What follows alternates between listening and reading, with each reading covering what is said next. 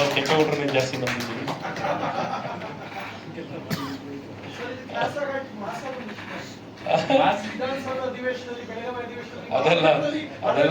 ಅದೆಲ್ಲ ಪ್ರಥಮಗೆ ಬಿಟ್ಬಿಟ್ಟಿದ್ದೀನಿ. ಡೈಲಾಗ್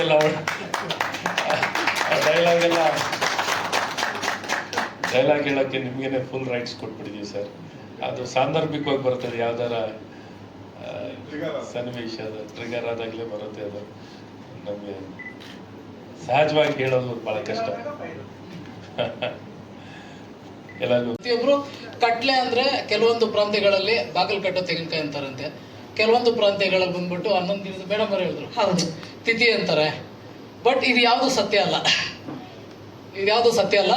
ಕಟ್ಲೆ ಅಂದ್ರೆ ಒಂದು ಇಂಟ್ರೆಸ್ಟಿಂಗ್ ಪಾಯಿಂಟ್, ಅದೊಂದು ಅವಧಿ, ಒಂದು ಟೈಮ್ ಪೀರಿಯಡ್. ಅಂದ್ರೆ ಪ್ರತಿಯೊಂದು ಜೀವರಾಶಿಗೂ ಒಂದು ಟೈಮ್ ಅನ್ನೋದು ಇರುತ್ತೆ, ಒಂದು ಎಂಡ್ ಅನ್ನೋದು ಒಂದು ಇರುತ್ತೆ. ಬಟ್ ಆ ಎಂಡು ಕರೆಕ್ಟಾಗಿ ಆಗಿಲ್ಲ ಅಂದ್ರೆ ಆ ಒಂದು ಕಾಲಚಕ್ರದಲ್ಲಿ, ಈ ಕಟ್ಲೆ ಅನ್ನೋ ಒಂದು ಕಾಲಚಕ್ರದಲ್ಲಿ ಪ್ರತಿಯೊಂದೂ ಅಲ್ಲೇ ಸ್ಟಕ್ ಆಗುತ್ತೆ.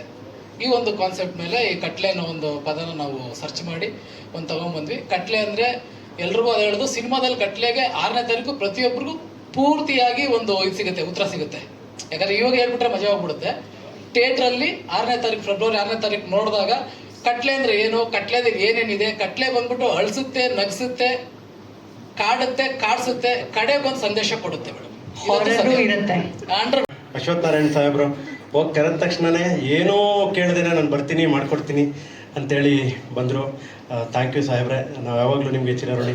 ಹಾಗೆ ನಮ್ಮ MLA ಸಾಹೇಬ್ರು, ನಮ್ಮ ರವಿಗಣಿಗವರು, ರವಿಕುಮಾರ್ ಅಣ್ಣಂಗೆ ನಾನು ಫೋನ್ ಮಾಡಿದ ತಕ್ಷಣ ಕಾರ್ಡ್ ಕೊಡೋಕೆ ಬರ್ತೀನಿ ಅಂದರು. ಏನೂ ಬೇಡ, ನಾನು ಮಂಡ್ಯದಲ್ಲಿದ್ದೀನಿ, ಇಲ್ಲಿ ಬರ್ತೀನಿ, ನಾನು ಬರ್ತೀನಿ ಅಷ್ಟೇ, ನಿನಗೆ ಹಾರೈಸ್ತೀನಿ ಅಂದರು. ಇವತ್ತು ಬಂದಿದ್ದಾರೆ. ಥ್ಯಾಂಕ್ ಯು ರವಿಣ್ಣ, ಥ್ಯಾಂಕ್ ಯು ಸೋ ಮಚ್. ಹಾಗೆ ನಮ್ಮೆಲ್ಲ ಕಲಾವಿದರು, ಕೂಡ ಆಗಮಿಸಿದ್ದಾರೆ. ಪ್ರಥಮಣ್ಣ, ನಮ್ಮ ಹುಡುಗ ಒಂದು ಪ್ರಾಮಾಣಿಕತೆಯಿಂದ ಸಿನಿಮಾ ಮಾಡಿದವ್ರಿಗೆ ನಾನು ಯಾವಾಗಲೂ ಸಪೋರ್ಟ್ ಮಾಡ್ತೀನಿ, ನಾನು ಇರ್ತೀನಿ ಅಂತಂದ್ರು, ಬಂದಿದ್ದಾರೆ. Thank you Pratham sir. Cockroach ಸುದಿಯವರು, ಅವರು ಅಷ್ಟೇ ಪ್ರೀತಿಯಿಂದ ಕರೆದ ತಕ್ಷಣನೇ ಬಂದರು. Thank you. ಹಾಗೆ ನಮ್ಮ ಸಿನಿಮಾದಲ್ಲಿ ವರ್ಕ್ ಮಾಡೋದಂಥ ಎಲ್ಲ ಟೆಕ್ನಿಷಿಯನ್ಸ್. ನಮ್ಮ ಸಿನಿಮಾ ಯಾವಾಗಲೂ ಕೆಂಪೇಗೌಡ ಅಂದ ತಕ್ಷಣ ಏನಾಗುತ್ತೆ, ಒಂದೇನೋ ಸಣ್ಣ ಸಿನಿಮಾ ಮಾಡಿರ್ಬೋದೇನೋ, ಏನೋ ಈ ಥರದ್ದೇನೋ ಕೆಂಪೇಗೌಡ ಕಾಮಿಡಿ ಅನ್ನೋ ಒಂದು ಸುಮಾರಾಗಿರ್ಬೋದೇನೋ ಅಂತಂತಾರೆ. ನಿಜವಾಗ್ಲೂ ನನಗೆ ನಮ್ಮ ಭರತ್ ಗೌಡ್ರು, ನಮ್ಮ ಪ್ರೊಡ್ಯೂಸರ್ ಬಗ್ಗೆ ಹೇಳಬೇಕು ಅಂದರೆ, ಒಂದು ದೊಡ್ಡ ಸಿನಿಮಾ ಮಾಡಿಕೊಟ್ಟಿದ್ದಾರೆ ನನಗೆ. ಥ್ಯಾಂಕ್ ಯು ಭರತನ. ಯಾಕೆಂದರೆ ಈ ಸಿನಿಮಾಗೆ ಬೇಕಾದಂಥ ಅಷ್ಟೂ ಕೊಟ್ಟು ಒಂದು ದೊಡ್ಡ ಬಜೆಟಲ್ಲಿ ಒಬ್ಬ ಕಾಮಿಡಿಯನ್ನ ಹೀರೋ ಮಾಡಿದ್ದೀರಾ. ಕಾಮಿಡಿಯನ್ನ ಹೀರೋ ಮಾಡೋದಕ್ಕೆ ಒಂದು ತಾಕತ್ತು ಬೇಕು, ಅದು ನಿಮ್ಮಲ್ಲಿದೆ. ತುಂಬ ಚೆನ್ನಾಗಿ ಸಿನಿಮಾ ಮಾಡಿಕೊಟ್ಟಿದ್ದೀರಿ. ಥ್ಯಾಂಕ್ ಯು ಅಣ್ಣ. ಖಂಡಿತ ನಮ್ಮ ಕನ್ನಡ ಜನತೆ ಒಳ್ಳೆ ನಮ್ಮ ಸಿನಿಮಾಗೆ ಸಪೋರ್ಟ್ ಮಾಡೇ ಮಾಡ್ತಾರೆ. ಇನ್ನು ಸಿನಿಮಾ ಬಗ್ಗೆ ಹೇಳಬೇಕು ಅಂದರೆ, ಇದರಲ್ಲಿ ನನ್ನ ಕ್ಯಾರೆಕ್ಟರ್ ಬಂದು ಸಾಫ್ಟ್ವೇರ್ ಇಂಜಿನಿಯರ್. ಇವನು ನಿಮ್ಮೆಲ್ಲರಿಗೂ ಗೊತ್ತಿರುತ್ತೆ, ಸಾಫ್ಟ್ವೇರ್ ಇಂಜಿನಿಯರ್ ಅಂದ ತಕ್ಷಣ ಸೋಮವಾರದಿಂದ ಶುಕ್ರವಾರದವರೆಗೂ ಫುಲ್ ಪ್ರೆಜರಲ್ಲಿ ವರ್ಕ್ ಮಾಡ್ತಾರೆ. ಅದಾದಮೇಲೆ ಫುಲ್ ಟ್ರಿಪ್ಪಲ್ಲಿ ಇರ್ತಾರೆ, ಶನಿವಾರ ಭಾನುವಾರ ಟ್ರಿಪ್ಪಲ್ಲಿ ಇರ್ತಾರೆ. ಸೊ ಟ್ರಿಪ್ಗೆ ಹೋದಾಗ ಏನಾಗುತ್ತೆ, ಅಲ್ಲಿ ನಡೆಯುವಂಥ ಕಥೆಗಳು, ಘಟನೆಗಳು, ಅದೇ ಸಿನಿಮಾ. ಹಂಗಂದ ತಕ್ಷಣ ಅಲ್ಲಿ ಹೋಗಿ ಏನೋ ಪ್ರಾಬ್ಲಮ್ ಆಯ್ತಾ, ಲವ್ವಲ್ಲಿ ಏನಾರು ಆಯ್ತಾ, RR ಇದೆಯಾ? ಸೊ RR ಇದೆ, ಬಟ್ RR ಸಿನಿಮಾ ಅಲ್ಲ. ಒಂದು ಸಸ್ಪೆನ್ಸು, ಸೈಕಾಲಜಿಕಲ್ ಥ್ರಿಲ್ಲರ್ ಇದೆ. ಹಂಗಂತ ಸಸ್ಪೆನ್ಸು, ಸೈಕಾಲಜಿಕಲ್ ಥ್ರಿಲ್ಲರು ಅಲ್ಲ. ಕಾಮಿಡಿ ಬೇಕು. ಕೆಂಪೇಗೌಡ ಅಂದಮೇಲೆ ಕಾಮಿಡಿ ಇದ್ದೇ ಇರುತ್ತೆ, ಕಾಮಿಡಿ ಬೇಕು. ಅದಕ್ಕೆ ತಬ್ಲಾ ನಾಣಿಯವರು ಇದ್ದಾರೆ, ಟೆನ್ನಿಸ್ ಕೃಷ್ಣ ಅವರು ಇದ್ದಾರೆ, ಪವನ್ ಅವರು ಇದ್ದಾರೆ, ಕರಿಸುಬ್ಬಣ್ಣ ಇದ್ದಾರೆ, ನಾನಿದ್ದೀನಿ, ಗಣೇಶ್ ರಾವ್ ಅವರು ಇದ್ದಾರೆ. ಎಲ್ಲ ಕಾಮಿಡಿ ದಂಡೇ ಇದೆ. ಹರೀಶ್ ರಾಜ್ ಅವರು, ಎಲ್ಲರೂ ಅಷ್ಟು ಜನ ಇದ್ಮೇಲೆ ಕಾಮಿಡಿ ಇದ್ದೇ ಇರುತ್ತೆ. ಹಾಗಂತ ಕಾಮಿಡಿ ಸಿನಿಮಾನೂ ಅಲ್ಲ. ಏನಪ್ಪ ಇವನು ಅದು ಅಲ್ಲ ಇದು ಅಲ್ಲ, ಯಾವ ಜಾನರ್ ಸಿನಿಮಾ ಅಂತ ನೀವು ಕೇಳೋದಾದ್ರೆ, ನಾನು ಒಂದೇ ಮಾತಲ್ಲಿ ಹೇಳ್ತೀನಿ, ಮದುವೆ ಮನೆಯಲ್ಲಿ ಊಟಕ್ಕೆ ಹೋಗ್ತೀವಿ, ಉಪ್ಪಿನಕಾಯಿಂದ ಒಬ್ಬಟ್ಟವರೆಗೂ ಎಲ್ಲ ಇರುತ್ತೆ. ಅದೇ ಥರ ನಮ್ಮ ಸಿನಿಮಾ ಪ್ಯಾಕೇಜು, ಒಂದು ಒಳ್ಳೆ ಪ್ಯೂರ್ ಲವ್ ಸ್ಟೋರಿ, ಒಂದು ಒಳ್ಳೆ ಸೆಂಟಿಮೆಂಟು, ಕ್ಲೈಮ್ಯಾಕ್ಸಲ್ಲಿ ಒಂದು ಅರ್ಧ ಗಂಟೆ ಅಂತೂ ಪ್ರತಿಯೊಬ್ಬರು ಅಳ್ತೀರಾ. ಅದು ನಾನು ಇವತ್ತೇ ಬರ್ಕೊಡ್ತೀನಿ. ಎಲ್ಲರೂ ಅಳ್ತೀರಾ, ಅಳದೆ ಬರಲ್ಲ. ಆಮೇಲೆ ಸಿನಿಮಾ ತುಂಬ ಪ್ರಾಮಿಸಂಗ್ ಮಾಡಿದ್ದೀವಿ, ತುಂಬ ಚೆನ್ನಾಗಿದೆ, ಎಲ್ಲರೂ ಖುಷಿಯಾಗುತ್ತೆ. ಅಕಸ್ಮಾತ್ ಏನಾದರೂ ಕೆಂಪೇಗೌಡ ಏನಪ್ಪ ಅವತ್ತು ಟ್ರೈಲರ್ ಲಾಂಚಲ್ಲಿ ಅಷ್ಟೇ ಹೇಳ್ದ, ಏನೂ ಇಲ್ಲ ಸಿನಿಮಾ ಅಂದರೆ ಡೈರೆಕ್ಟಾಗಿ ನನಗೆ ಬೈಬೋದು ನೀವು, ಯಾಕೆಂದರೆ ಅಷ್ಟು ಚೆನ್ನಾಗಿ ಮಾಡಿದ್ದೀವಿ. ಅದಕ್ಕೆ ಒಂದು ಉದಾಹರಣೆ ಏನು ಅಂದರೆ, ನೋಡಿ, ನಾನು ಬಂದು ಇಂಡಸ್ಟ್ರಿಗೆ ಒಂದು 18 ವರ್ಷ ಆಯಿತಾ. 18 ವರ್ಷ ಇಂಡಸ್ಟ್ರಿ, ಒಂದು 70-80 ಸಿನಿಮಾ ಎಲ್ಲ ಹೀರೋಗಳ ಜೊತೆ ಮಾಡಿ, ಮೊದಲನೇ ಸಿನಿಮಾ ನಂದು, ನಾನು ಹೀರೋ ಆಗಿ ಮಾಡಿರೋ ಸಿನಿಮಾ. ಈ ಸಿನಿಮಾನ ಗೆಲ್ಲಿಸ್ಕೊಳ್ಳೋದಕ್ಕೆ ಸಿನಿಮಾ ಚೆನ್ನಾಗಿ ಮಾಡಿರಲ್ವಾ, ಇಷ್ಟೇ. ಹಾಗಾಗಿ ಆ ಸಿನಿಮಾ ಚೆನ್ನಾಗೇ ಮಾಡಿದ್ದೀವಿ. ನನ್ನನ್ನು ನಾನು ಗೆಲ್ಲಿಸ್ಕೊಳ್ಳೋಕ್ಕಾದ್ರೂ ಸಿನಿಮಾ ಚೆನ್ನಾಗಿ ಮಾಡಿದ್ದೀವಿ. ಮೊದಲನೇದಾಗಿ ನಾನು ಎಲ್ಲ ಪ್ರಿಂಟ್ ಮೀಡಿಯಾ ಮಾಧ್ಯಮದವರು, ಎಲ್ಲರೂ ಸೋಷಿಯಲ್ ಮೀಡಿಯಾ, ನಿಮ್ಮೆಲ್ರಿಗೂ ಕೇಳ್ಕೊಳ್ಳೋದು ನಾನು, ದಯವಿಟ್ಟು ಸಿನಿಮಾ ಮಾಡೋದು ಎಷ್ಟು ಮುಖ್ಯನೋ, ಸಿನಿಮಾನ ತಲುಪಿಸೋದು ಅದಕ್ಕಿಂತ ದೊಡ್ಡ ಕಷ್ಟ. ನಿಮ್ಮೆಲ್ಲರ ಆಶೀರ್ವಾದ ಇದ್ರೇ ನಮ್ಮ ಸಿನಿಮಾ ಹಿಟ್ ಆಗೋದು.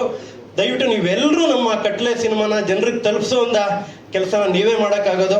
ದಯವಿಟ್ಟು ತಲುಪಿಸಿ ನಮ್ಮ ಸಿನಿಮಾನ ಗೆಲ್ಲೋದಕ್ಕೆ ನೀವೇ ಮೊದಲನೇವರು.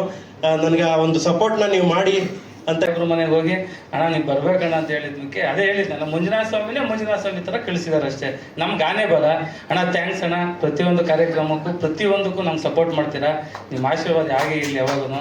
ಇನ್ನು ಪ್ರತಾಪ್ ಅಣ್ಣ, ನಮ್ಮ ಸುದಿ ಅಣ್ಣವ್ರು ಇಬ್ಬರು, ಇವರಿಬ್ಬರಿಗೂ ರಾತ್ರಿ 11:30 ಕರೆದಿದ್ದೀನಿ. 11:30 ಹೋಗಿ ಇವ್ರ ಮನೆಯಲ್ಲಿ ಅವ್ರ ಮನೇಲಿ ನಾವು ಕಳೆದ ಟೈಮು.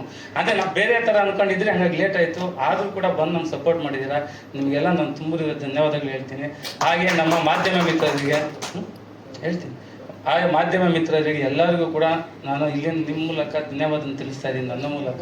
ಹಾಗೆ ನಾವು ಮಂಡ್ಯ ಶಾಸಕರಾದ ರಿವೇಣ್ಣವ್ರು ಬಂದಿದ್ದಾರೆ, ಅವ್ರಿಗೂ ಕೂಡ ನಾವು ಧನ್ಯವಾದ ಈ ಮೂಲಕ ತಿಳಿಸ್ತೀನಿ.